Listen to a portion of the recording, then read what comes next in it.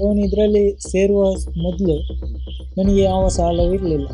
ಒಂದು 70,000 ಬ್ಯಾಂಕಲ್ಲಿ ಈಗ ಅಕೌಂಟ್ ಅಲ್ಲಿ ಎಷ್ಟು ದುಡ್ಡಿದೆ? ಅಕೌಂಟಲ್ಲಿ ಕ್ಲೋಸ್ ಆಗಿದೆ.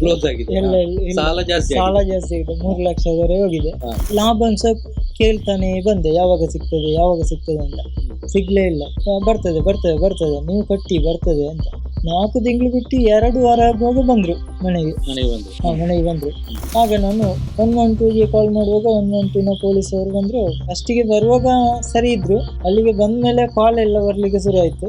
ಮತ್ತೆ ಕಾಲ್ ಎಲ್ಲ ಬಂದಾದ್ಮೇಲೆ ಮತ್ತೆ ನನಗೇನು ಬೈಯೋದು. ನಾನು ಹೇಳ್ದೆ, ಮೊನ್ನೆ ಎಲ್ಲ ಬೀಳ್ಲಿಕ್ಕೆ ಆಯ್ತು ನೋಡಿ ಸರ್, ಮಾನ್ಯ ಇರ್ಲಿ ಮಾರೆ, ಮಾನ್ಯ ಬಿದ್ರೆ ಬೀರ್ಲಿ, ನಿನ್ಗೆ ಬಸ್ ಸ್ಟ್ಯಾಂಡ್ ಉಂಟು ಅಂತ ಹೇಳಿದ್ರು. ಬಸ್ ಸ್ಟ್ಯಾಂಡ್ ಅಲ್ಲಿ ಮಲಗುವ ಅಂತ. ಅಷ್ಟುದನ್ನು ಕಟ್ಟಲೇಬೇಕಾಗ್ತದೆ, ಅಷ್ಟು ಪ್ರೆಷರ್.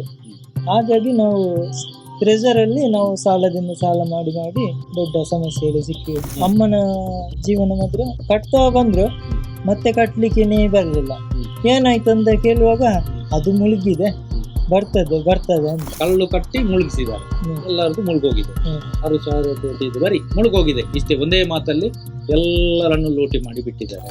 ಇದನ್ನೆಲ್ಲ ತೋರಿಸಿದ್ರೆ ನಿಮ್ಮ ಸಂಘ ಸರಿಯಾಗಿದೆ, ನೀವು ಕಟ್ಟದಿದ್ರೆ ಬೇರೆ ಸಂಘ ಸದಸ್ಯರು ಜವಾಬ್ದಾರಿ ಆಗ್ತಾರೆ. ಇಲ್ಲಿ ಇಲ್ಲ ಅಲ್ಲ.